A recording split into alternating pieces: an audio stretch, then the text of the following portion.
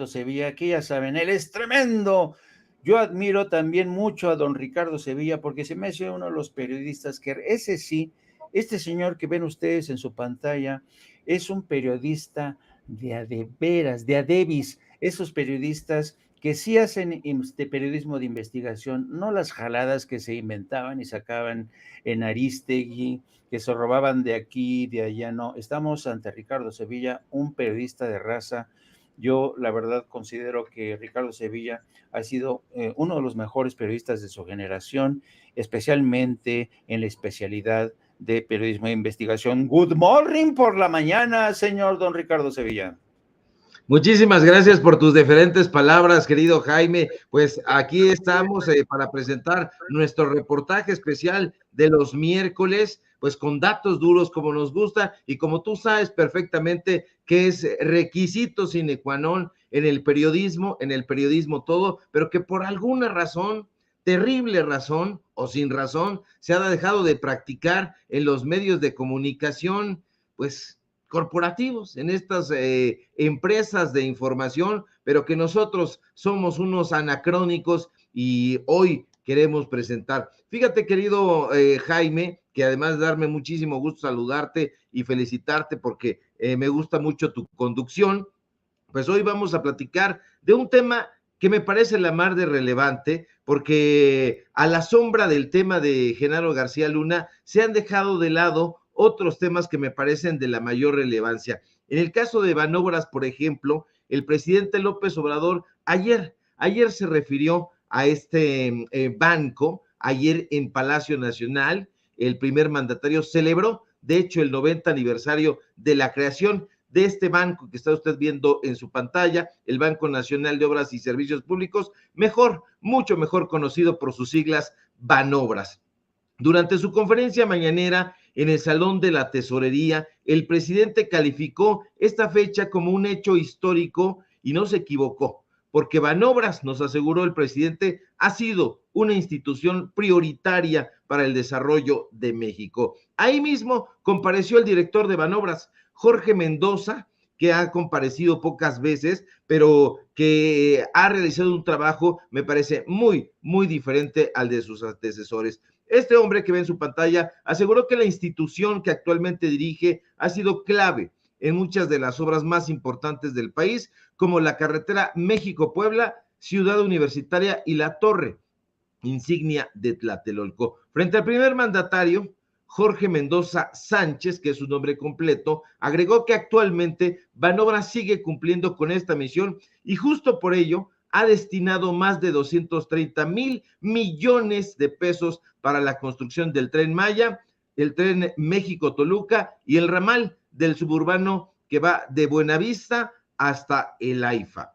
Ahora bien, Banobras, tú lo recordarás perfectamente porque eres hombre memorioso, igual que nuestro público, querido Jaime, fue creado el 20 de febrero de 1933 y esta institución ofrece soluciones financieras para el desarrollo de proyectos de infraestructura y de servicios públicos aquí en nuestro país, en México. Y hace 2 días, esta institución que otrora se llamara Banco Nacional Hipotecario Urbano y de Obras Públicas, cumplió, como hemos dicho, 90 años. El presidente López Obrador aseguró que actualmente Banobras beneficia al país y no a funcionarios corruptos. Esto lo enfatizó, lo subrayó. Y es que lamentablemente no siempre fue así, querido Jaime, público memorioso. No, hubo un tiempo en que Banobras, fundado durante el sexenio de Abelardo Rodríguez Luján, mejor conocido como Abelardo L. Rodríguez, fue un lugar desde donde se cometían toda suerte de fraudes, en especial durante la gestión de Alfredo del Mazo y de Felipe Calderón al frente de esa institución. Sí, ahí estuvieron Felipe Calderón y Alfredo del Mazo maldirigiendo Banobras. Durante el sexenio del panista Vicente Fox, de hecho, Felipe Calderón fue designado director de Banobras. Esto ocurrió en 2003, pero solo duró ahí un añito. Sin embargo, ese año bastó para que el sujeto nervioso que hoy ya no atina cómo desmarcarse de su superpolicía, Genaro García Luna, hiciera de las suyas en Banobras. Calderón, de acuerdo con el presidente López Obrador, pidió ahí en Banobras un crédito para una casa cuando no cumplía los requisitos. La historia fue así, eso no lo cuenta el presidente, pero nosotros sí, desde luego porque tomamos este hilo y vamos, indagamos, preguntamos y encontramos para darle a conocer a usted los datos duros. Ocurrió de la siguiente manera. En junio de 2006, Marcos Fuentes Franco, integrante del Centro de Estudios Bancarios y fundador de Sindicatos Democráticos de Trabajadores de la Banca, reveló en una mesa de análisis justamente sobre la banca que Felipe Calderón, cuando trabajaba en Banobras, no reunía los requisitos para obtener el beneficio de un crédito hipotecario. Calderón, que en ese momento, fíjese usted, tenía una percepción bruta de 174,000 pesos mensuales, incluso por encima del sueldo nominal del presidente de la República, en ese entonces Fox, quien en teoría percibía un poquito más de 158,000 pesos mensuales, no tenía la antigüedad suficiente para acceder al crédito. Sin embargo, eso no le importó, porque no le importa nunca nada, y con solo 8 semanas en el cargo, obtuvo una dispensa de antigüedad y con el documento en la mano, corrió a solicitarle ayuda a Héctor Velázquez Corona, uno de sus hombres de confianza, su amigo, quien por cierto era o fue durante algún tiempo director general adjunto de recursos humanos en Inverlat, hoy Scotiabank. ¿Se acuerda usted? El presidente no lo recordaba muy bien, preguntó y dijeron Scotiabank precisamente. Posteriormente, Héctor Velázquez Corona, curiosamente, fue invitado a laborar como director de administración de Banobras justo cuando Calderón fungió como director por el breve periodo que le digo que estuvo frente a esta banca de desarrollo. Uno de los fraudes de mayor relevancia ocurrió en 2012, durante el gobierno precisamente de Felipe Calderón ahí en Banobras. En ese año, usted lo recordará, Pemex Exploración y Producción formalizó un acuerdo con la empresa Rotary Dirling para obtener 2 contratos para realizar perforación de pozos petroleros y producción. La empresa, en ese momento, apenas entrar Calderón, recibió más de 1,200 millones de pesos para estas operaciones a través de Banobras. Pero no solo Calderón hizo de las suyas ahí, no. Más recientemente, durante el sexenio de Enrique Peña Nieto, su primo, Alfredo del Mazo, fue designado director de Banobras. El actual gobernador del Estado de México llegó a la dirección de Banobras el 7 de diciembre de 2012, es decir, apenas entrando Peña Nieto, mandó llamar a su primo. Durante los 2 años que estuvo del Mazo al frente de esta banca de desarrollo de 2012, diciembre de 2012 a 2015, la institución, agárrese, gastó más de 2,605 millones de pesos. ¿En qué? En fiestas del Día de Muertos, en regalos, en publicidad, en uniformes, en autos, en camionetas, en árboles de Navidad, en cortinas, en renta de instalaciones, entre otras muchas cosas. Todo ello, no de acuerdo conmigo, de acuerdo con los casi 900 contratos públicos que aparecen en el Portal Nacional de Transparencia. Pero agárrese porque hay más, agárrate querido Jaime, porque tampoco fue ni Calderón ni del Mazo los únicos que se beneficiaron de Banobras, no. Enrique Krause, usted ya conoce al historiador en fraudes y fake news, a través de sus empresas, de 2 de sus empresas, porque tiene 3 hasta ahora que se le hayan detectado, se las voy a enumerar: Editorial Vuelta, Editorial Clio y Letras Libres Interactivo. Bueno, pues a través de una de estas 2, que fue Editorial Vuelta SADCB, obtuvo jugosos contratos de publicidad durante el sexenio de Enrique Peña Nieto. Usted de eso ya sabe bastante, pero además de todo eso, también los tuvo de parte de Banobras. todos por adjudicación directa y todos firmados, como lo está usted viendo ahora mismo en su pantalla, por Leticia Gaona, representante legal de esa empresa y mujer de todas las confianzas de Enrique Krause. El 1 de noviembre de 2017, por ejemplo, la editorial Vuelta celebró un contrato pequeño de 258,620 pesos más IVA, por supuesto, que además la Subdirección de Comunicación Social de Banobras no supo o no quiso explicar en el contrato. Lo único que se supo, como puede verse en el contrato que le estamos mostrando, es que fue por adjudicación directa y fue avalada por la Gerencia de Adquisiciones. No nos dicen qué trabajo iba a realizar, a llevar a cabo, nada de eso. Pero como ese, hay varios ejemplos. Otro de los contratos que recibió Enrique Krause fue a través de otra de sus empresas, Editorial Clio, Libros y Videos, Sociedad Anónima de Capital Variable. Al férreo opositor del presidente López Obrador le encomendaron en esta ocasión la elaboración de un documental relativo al 85 aniversario de Banobras. El contrato foliado con las siglas DAGA diagonal 100 diagonal 2017 está firmado por los representantes de la empresa editorial Clio, Libros y Videos, Sociedad Anónima de Capital Variable, que son Viviana María Mota Murguía y Francisco Javier Lara Bayón. Ya después le voy a contar quiénes son estos personajes, porque vale muchísimo la pena que usted se entere a qué se dedican y le va a dar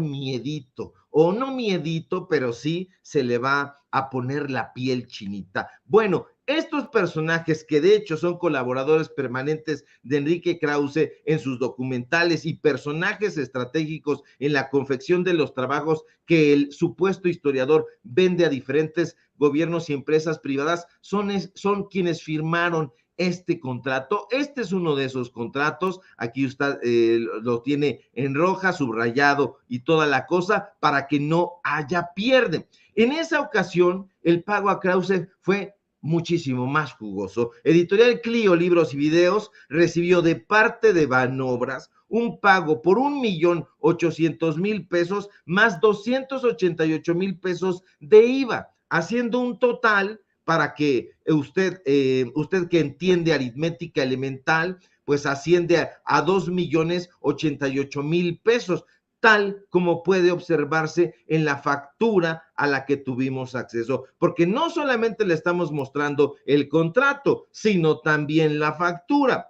Nosotros le solicitamos, querido Jaime, Editorial Clio, que nos diera detalles sobre estos servicios integrales para la elaboración de este documental, pero hasta la presentación de este reportaje, la secretaria particular de Enrique Krause, Talía Margolis,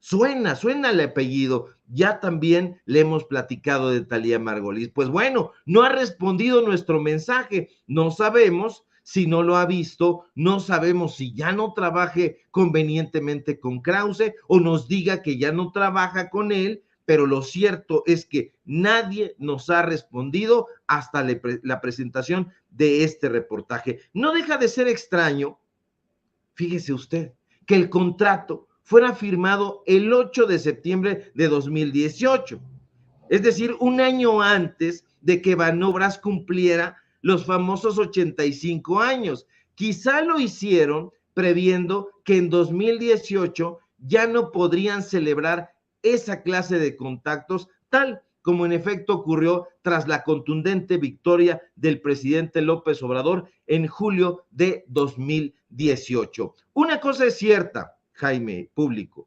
Las dos empresas de Krause, que ya no están facturando las cifras millonarias que ganaron durante los sexenios de Calderón y Peña Nieto, están desesperadas. Si usted busca en Google, y lo invito a que lo haga, va a encontrar ahí, en el buscador, en el Google o en el que usted quiera, que aparece ahí que Editorial Clio está cerrada temporalmente, pero siguen trabajando, la editorial sigue chambeando, sigue celebrando contratos y eso es un poco extraño, porque ellos son justamente los que le reportan a Google esta información. Ahora, que no se nos olvide en ningún momento que Letras Libres facturó más de 70 millones de pesos y Editorial Clio obtuvo más de 119 millones de pesos, tal como lo está usted viendo en esta tabla. Es decir, nuevamente una operación de aritmética elemental, más de 189 millones de pesos. Y eso hablando solamente de los 2 sexenios anteriores a este que está ocurriendo del presidente López Obrador. No estamos tomando en cuenta el sexenio de Vicente Fox, no estamos tomando en cuenta el sexenio de Ernesto Zedillo y tampoco estamos tomando en cuenta el sexenio de Carlos Salinas de Gortari, porque usted sabe perfectamente que estos personajes también trabajaron y trabajaron prácticamente en la cabecera de estos presidentes del PRIAN. Y esos son, querido Jaime, público memorioso, los datos duros del día de hoy.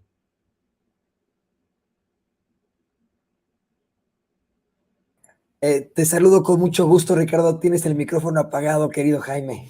Te saludo con gusto. Perdón, sí es cierto. Muchas gracias.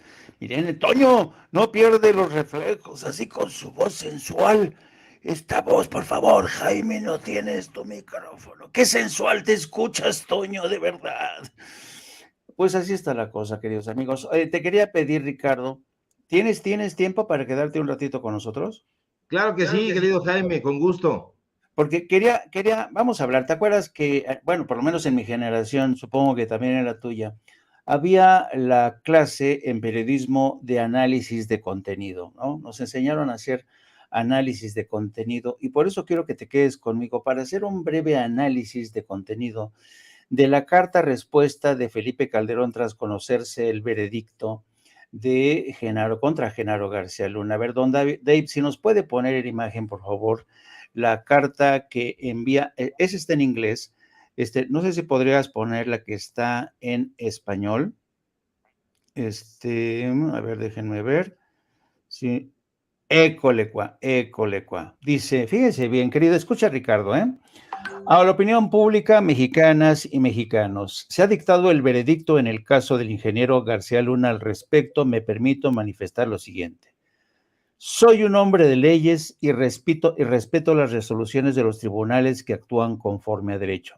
En mi desempeño como presidente de México y durante toda mi vida, he estado siempre al lado de la justicia y de la ley y siempre estaré del lado de las víctimas. Esa resolución no demerita la lucha valiente de miles de policías, soldados, marinos, fiscales, jueces y servidores públicos de bien que defendieron a las familias mexicanas de la delincuencia. Desde ahora, en un entorno de polarización y hostigamiento, la decisión está siendo ya usada políticamente para atacarme, especialmente por quienes cuestionaron la decisión de mi gobierno de actuar en contra de la delincuencia. Detengámonos aquí, querido Ricardo.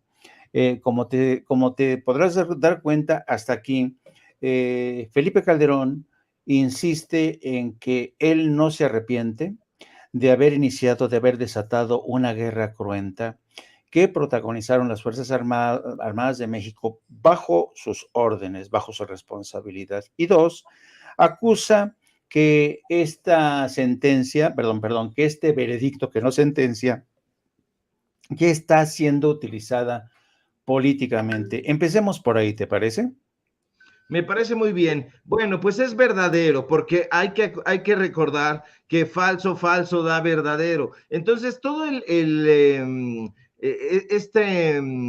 pues esta respuesta que da, pues una respuesta no pedida. Además, la primera que mostrabas está en inglés, que fue la segunda que sí dio a conocer, la da a conocer hoy en la mañana, y la da muy nervioso. La da muy nervioso porque además la pone al revés. Se nota el nerviosismo, el desconcierto. Para mí, que no se esperaba que fuera García Luna, pues prácticamente dado el veredicto en donde se le iban a a poner contra las cuerdas. Entonces, él no había dado una respuesta, no había dicho nada, pasaron horas prácticamente, por ahí de o pasadas las 8 de la noche fue cuando ya dio una respuesta. Durante todo el día permaneció en silencio.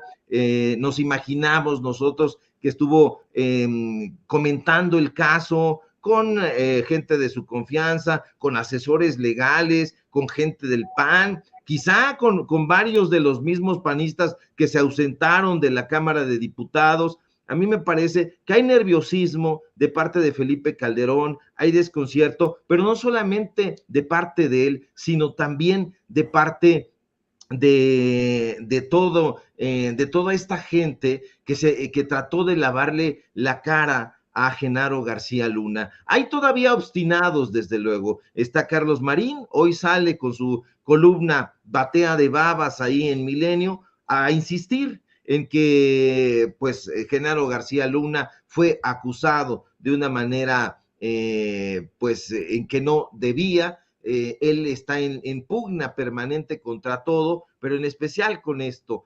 No entendemos o quisiéramos que no fuera así, pero al final sabemos por qué hace esta defensa tan vehemente de Genaro García Luna. Tuvieron ahí sus que veres, sin duda, chayoterilmente hablando, y en el caso de Felipe Calderón, me parece que no va a regresar, me parece que a esta marcha, la que están convocando, el propio Enrique Krause del que hablábamos, ya sacó su video y toda la cosa, dice que lo vamos a ver por ahí, a ver si es cierto, a ver si soporta las preguntas de la prensa, pero Felipe Calderón sin duda será el gran ausente en esa marcha. No va a aparecer por México, no va a aparecer por ninguna parte, no hay manera ya de que se deslinde de Genaro García Luna. Esto es un agregado adicional a que no es el gobierno del presidente López Obrador, no es el gobierno federal el que está acusando a Genaro García Luna y a su gobierno de ser un narcoestado. No, es la población que está muy informada, que sabe, que detecta, que percibe y percibió lo que fue su sexenio. Y hoy, con una frase pues que emula un poco a la de Colosio, pues México está ávido de justicia.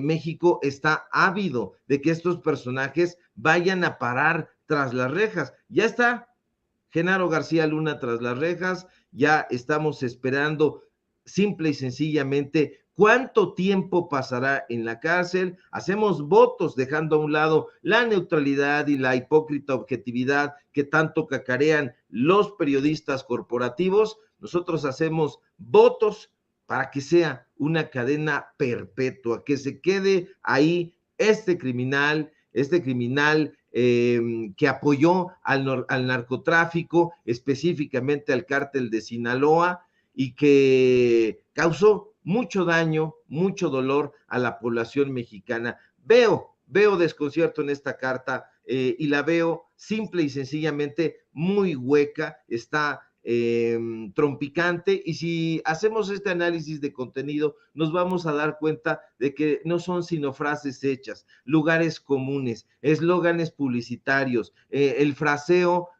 hueco de un político que no atina exactamente qué decir, pero no hay nada de fondo, todo es paja, mi querido Jaime. Bueno, aprovechando que está en la imagen, fíjate, quiero que el párrafo que dice lo siguiente, dice: como presidente de México, luché con toda determinación en contra de la delincuencia, con la ley en la mano, sin dar tregua ni hacer distinción entre grupos. Jamás, ojo, jamás negocié ni pacté con criminales, jamás usé la investidura presidencial por abogar por sus intereses. ¿Qué es esto? ¿Es un intento de Felipe Calderón de pintar su raya con respecto a Genaro García Luna?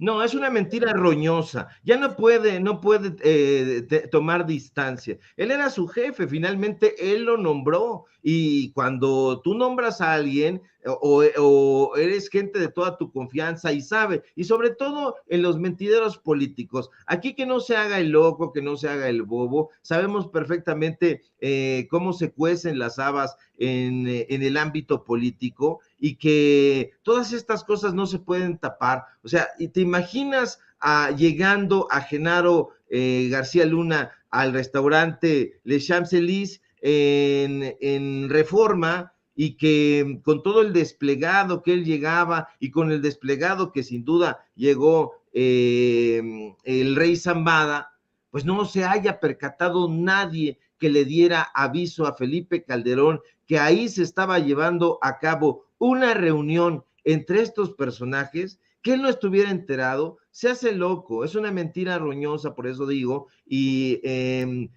que no pactó nunca con el crimen organizado, ahí lo estamos viendo. Ese, a su lado derecho tenía precisamente a uno de los capos del cártel de Sinaloa, porque no era otra cosa, no era un peón, era un personaje que se hablaba al tú por con los capos del cártel del Pacífico y que adicionalmente los protegía. Entonces estuvo muy por encima de ciertas estructuras de mando. Entonces, no hay forma de que se pueda deslindar Calderón.